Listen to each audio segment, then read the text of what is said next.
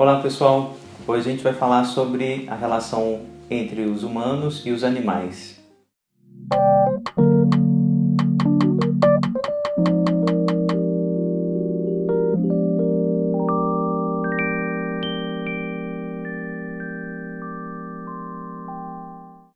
Pessoal, sobre essa relação, a psicanálise ainda estudou muito pouco, a meu ver, a relação entre o humano e o animal. Existem muitos modos de falar dessa relação. O primeiro deles é aquilo que o Freud apontou no Mal-Estar na Civilização, sobre o homem ser o lobo do homem.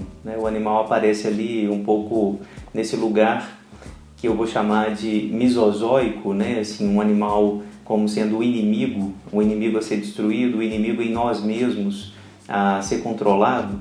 E essa animalidade tem sempre a ver com uma animalidade violenta. O homem é o lobo do homem, vocês sabem, é uma frase que o Freud vai tomar do Hobbes, que o Hobbes toma do Plauto, e essa lógica da animalidade como uma lógica não humana é evidentemente tributária de uma imagem muito narcisista do humano separado dos animais, Quando a gente fala de alguém como um animal ou situa alguém no campo da animalidade, a gente está situando essa pessoa no campo daquilo que pode ser destruído, que pode ser dominado, que pode ser efetivamente eliminado do convívio humano.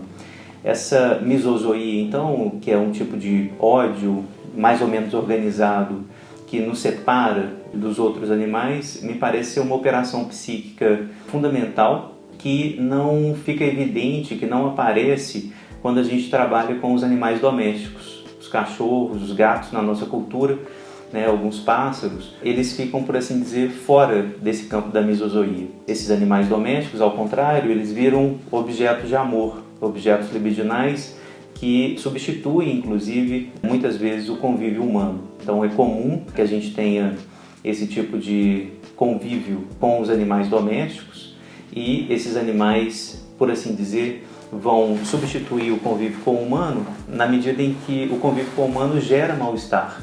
A tese do Freud é que a convivência ela produz mal-estar, produz um certo tipo de desarranjo permanente, mas a relação com o animal, muitas vezes, por não aparecer a subjetividade, ela minora esse mal-estar que o outro humano produz. Então, melhor o amor fiel, permanente do animal doméstico do que o amor mais contingente, difícil de dominar, difícil de controlar do outro humano. Na relação com o animal doméstico, então, esses conflitos, o conflito que gera mal-estar, fica mais controlado, por assim dizer. A gente tem uma relação de empatia, de identificação, mas nada semelhante ao convívio com o outro humano. Com o outro humano, esse mal-estar ele é marcado pela autonomia do outro. A gente não controla essa autonomia e isso sempre tende a produzir muito mal-estar. Não é um amor garantido, como de maneira geral é o amor do animal domesticado, que sejam eles o cachorro, o gato, o cavalo, e alguns animais que têm um convívio mais próximo com a gente. A nossa relação com os animais, ela é muito variada exatamente por conta desses afetos que vão organizando essas relações. Tem, então, a prioritária, foi a relação do animal como instrumento de trabalho, o animal como alimento, como fonte de alimento, e os usos do animal, um exemplar, por exemplo, o uso energético do animal, um uso exemplar foi aquele da baleia, durante um bom período da história europeia e asiática também, onde o óleo de baleia, por exemplo, foi usado durante muito tempo para iluminar as cidades. Então, você tem muitos usos, desde o uso doméstico, que serve para relação libidinal, efetivamente, passando pelo uso alimentar, que é o principal deles, o que leva à produção, inclusive, industrial dos animais. E você tem esses usos energéticos, usos um pouco mais distintos do animal. Isso sem contar no uso que estava circunscrito à perversão chamada zoofilia, o uso sexual dos animais, que também sempre existiu. A ideia que o animal tenha esses múltiplos usos, eu só estou citando alguns exemplos, você tem usos religiosos milenares do animal, o animal como sacrifício, o animal como um instrumento para os deuses ou de contato, né, entre o humano e os deuses, é um outro uso bastante comum na cultura humana. Mas o que eu gostaria de destacar hoje é um certo uso libidinal do animal que vai aparecer em 2 contos, e eu queria falar um pouquinho desses contos para conversar com você sobre esse uso libidinal, o uso mais simbólico do animal e estabelecer algumas teses da psicanálise sobre a relação entre o animal e o humano. No conto Uma Galinha, da Clarice Lispector, a gente tem essa relação com o animal doméstico, que fica, a galinha ela está num entrelugar, né, assim, entre o animal doméstico, o animal que serve para alimentação, principalmente nas regiões rurais, né? Mas de qualquer forma, tratava-se de uma casa urbana e o pai foi pegar a galinha e a galinha fugiu. E nessa fuga, o pai tenta então recuperá-la, consegue, traz ela para casa. E por conta talvez dessa correria, quando o pai coloca a galinha na sala, ela bota um ovo, né? E essa cena, para a filha da casa, foi emblemática e poderosa o suficiente para dizer que ela não podia ser devorada, porque a galinha estava dando um ovo para a família. O pai também condoído ali, talvez com a filha e com a galinha, também, né, bate o pé e fala que não vão comer galinha e tal. E a galinha passa a ser um membro da família, por assim dizer. A mãe fica um pouco desgostosa, né, com essa história, mas o conto termina dizendo que, né, passaram-se os anos e a gente comeu a galinha normalmente, né? Esse conto me parece muito importante porque deve haver necessariamente algum tipo de relação psíquica, de operação psíquica que faz com que nós sejamos capazes de devorar o animal. Não é natural, isso é muito importante, é uma tese importante da psicanálise de que nós não comemos de forma natural, né? A gente não tem um instinto de alimentação. Nossa alimentação é uma dietética regida por contingências políticas, econômicas, morais, religiosas e não é determinada pela biologia. Nós somos, inclusive, capazes de greve de fome, de anorexia, nós somos capazes de morrer de fome na presença do alimento, né? Então a gente pode não comer o animal, podemos não comer o animal.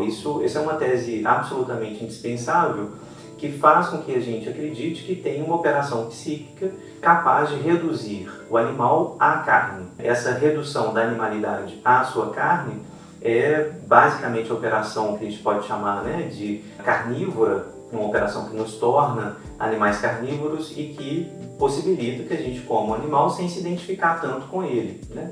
A vida urbana contemporânea parece facilitar muito essa operação psíquica, porque a gente já não tem contato com a morte do animal, né? A gente na fazenda, né, tendo que matar o próprio animal, né, tirar a carne, desossar o animal, separar as vísceras, né, dar tratamento às vísceras, nada disso passa a fazer parte da alimentação contemporânea nas grandes cidades, né? A gente tem uma alimentação que vem do supermercado, a carne já partida, já bastante organizada, e a gente perde contato, então, empático, por assim dizer, com o animal, né? Então, esse é o primeiro ponto que no conto da Clarice fica evidente. No contato identificatório, né, que passa, por exemplo, por essa imagem de suposta dádiva, a galinha que dá um ovo, a galinha que presenteia a família, parece que um traço identificatório aparece, e é graças a esse traço identificatório que a gente recua, né, diante dessa redução, essa operação psíquica que reduz a galinha a um mero alimento. Esse é um ponto fundamental. Num outro conto, um conto chamado Peru de Natal, do Mário de Andrade, ele conta a história de uma família também que perde o pai, né, e esse pai morto, logo antes do Natal, alguns meses antes do Natal, ele é relembrado, né, na ceia de Natal que pela primeira vez em muitos anos vai ter um peru para servir a família.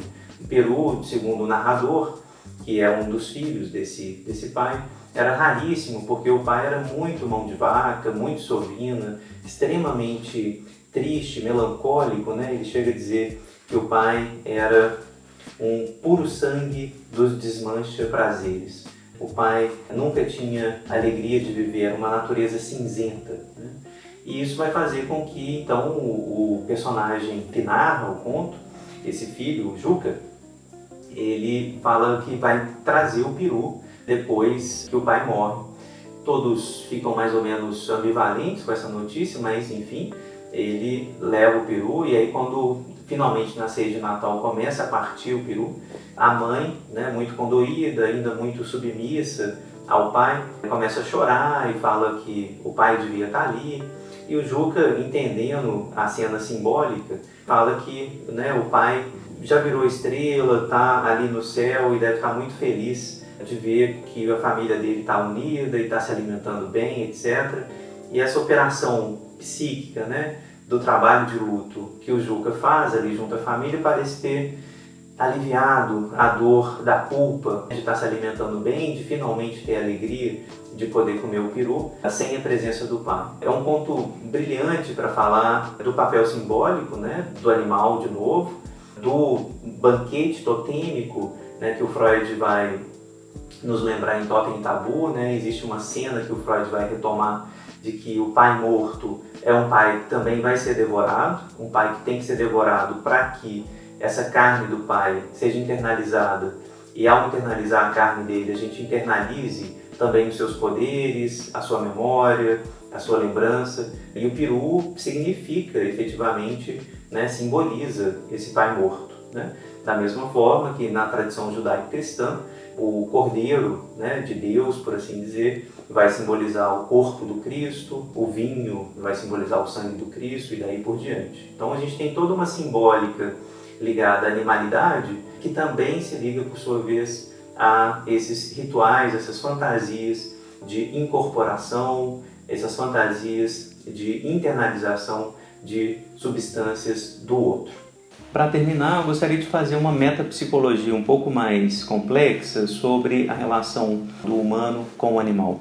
A primeira coisa que a gente tem que falar é que é impossível se relacionar com o animal fora da relação libidinal. Não existe uma relação direta com o animal, por assim dizer. E o animal sempre vai ser um objeto da nossa fantasia. Ele sempre vai ser um objeto atravessado pela fantasia.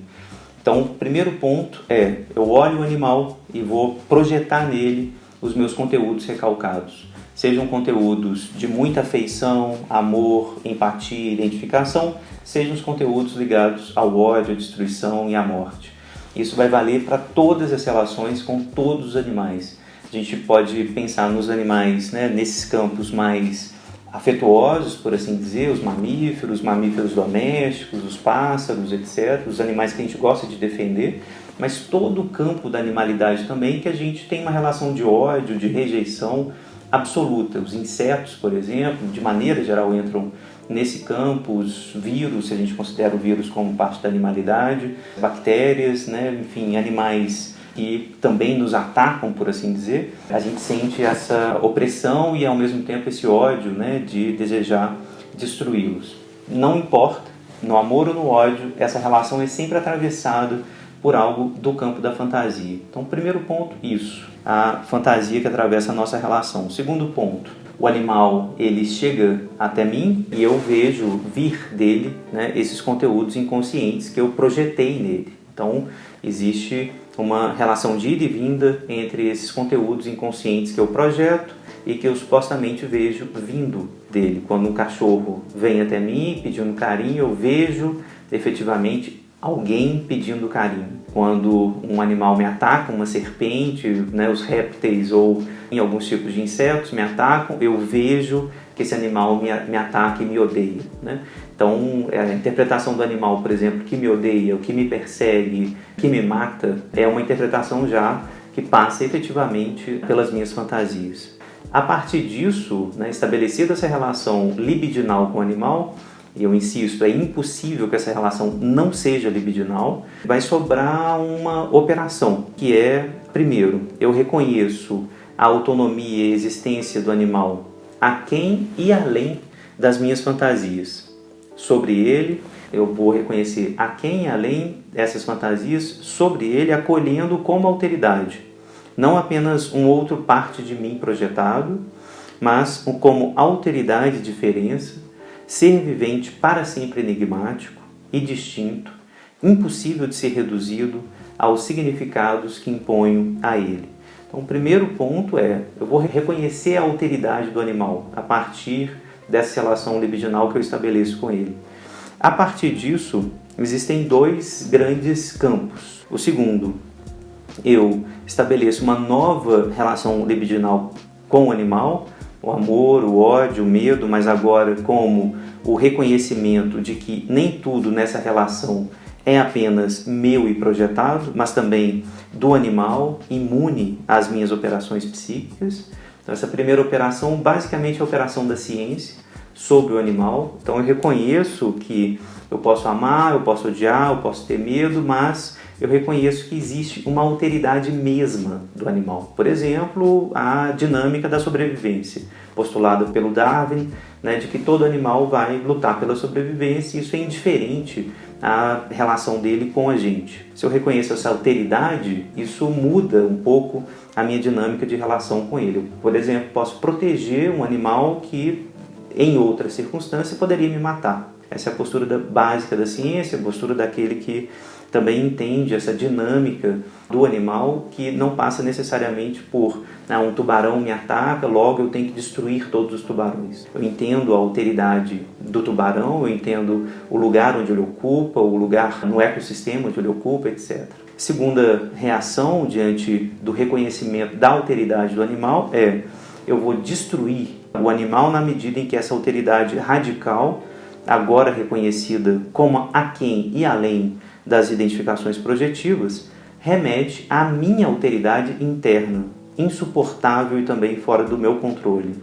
Como tentativa final de controlar essa alteridade, eu destruo o animal e ou reduzo a homogeneidade da espécie, destituindo-o de qualquer identidade singular. Então, segunda tentativa aqui é essa recusa absoluta da alteridade, que na verdade está ligada a uma operação psíquica mais ampla, que é a recusa da alteridade como um todo. Essa que a gente vê no racismo, no machismo, na homofobia. Eu recuso a alteridade, eu não quero saber aquilo que é o outro efetivamente, né? E o outro na nossa cultura geralmente estava situado nesses campos: a mulher, o homossexual, o negro, o animal. Não é raro que a gente vá ver a junção desses termos como justificativa para eliminar os quatro campos. O homossexual comparado à bicha, por exemplo, o negro comparado a vários tipos de animal e a mulher também comparada a vários tipos de animal. E isso como justificativa psíquica, libidinal, que serve a um ódio desobjetalizante, que serve para eliminar essas figuras, né? A mulher, o negro, o homossexual e o animal.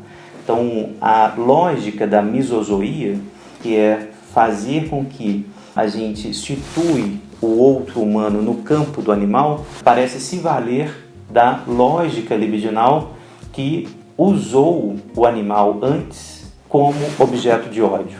Então, eu uso isso, reduzo o animal àquilo que eu posso usar, menosprezar, matar, dominar, e eu comparo esses grupos humanos com os animais, os quais eu matava, usava, destruía, etc. Então, essa é a lógica da misozoia. Lógica contrária, vamos dizer, de uma zoofilia ampliada, por assim dizer, não apenas perversa e sexual. Eu trato o animal como parceiro libidinal, parceiro que eu tenho que proteger, que eu tenho que amar.